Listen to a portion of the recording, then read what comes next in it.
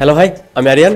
আরিফিন শুভর upcoming cinema Neelchakra, যেটা এবার ঈদুল আজহাতে রিলিজ পেতে পারে, সেই সিনেমার টিম নীলচক্রের টিম কিছু একটা ড্রপ করেছে। আমি সেটা নিয়ে কথা বলবো, বাট একটু পরে বলি। দেখেন, ওনাকে নিয়ে লাস্ট যা যা হয়েছে সেটাকে তো অবশ্যই সাপোর্ট করি না, কারণ তিনি একজন অভিনেতা। একটা সিনেমা করার কারণে তাকে নিয়ে যে ধরনের নোংরামি হয়েছে, সেটা আই থিঙ্ক আমার মনে হয় না যে অভিনেতার ক্ষেত্রে, কোনো অভিনেতার ক্ষেত্রে সেটা জাস্টিস। এছাড়া আরো কিছু ইস্যুর কারণে আরিফিন শুভকে নিয়ে রিসেন্ট কোনো সিনেমাই নেই, বাট ফাইনালি তার একটা সিনেমা রিলিজ পেতে যাচ্ছে।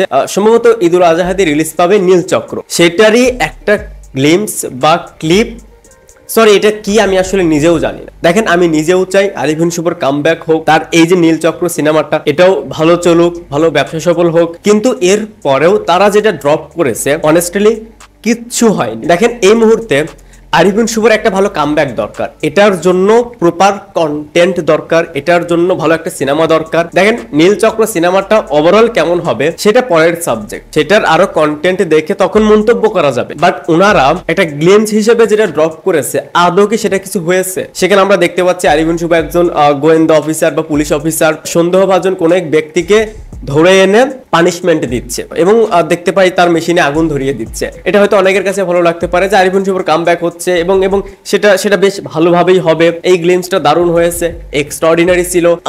এই মেশিনে আগুন ধরিয়ে দিয়েই সবাইকে জানান দিয়ে দিল, হেটার্সদের জানান দিয়ে দিল, বাট অরিজিনালি এটা কিছুই হয়নি। মানে এরকম একটা সময়ে যেখানে আরিফিন শুভর পায়ের তলায় মাটি নেই, এটা সত্য কথা। আপনি আরিফিন শুভর ফ্যান্স হতে পারেন, বাট এটা আপনাকে মেনে নিতে হবে, তার পায়ের তলায় এখন মাটি নেই, তাকে অক্সিজেন দিয়ে রাখা হয়েছে। সে যদি সুস্থ হতে চায়, সে যদি ভালো একটা কামব্যাক দিতে চায়, সেটা যদি নীলচক্র দিয়েও হয়, প্রথম থেকে যে প্রমোশনাল কন্টেন্ট গুলো আসবে সেগুলো বেশ প্রমিজিং হতে হবে। জাস্ট ইচ্ছে হলো কিছু একটা দিয়ে দিলাম, ওকে ঠিক আছে ফাইন, এটা কখনোই হওয়া উচিত নয়। এত বছরের ক্যারিয়ারে সবকিছু থাকার পরেও, সব গুণ থাকার পরেও, এত গুণাবলী থাকার পরেও কেন একটা ভালো ফ্যান বেস ক্রিয়েট করতে পারেন? এটারও অনেক রিজন রয়েছে।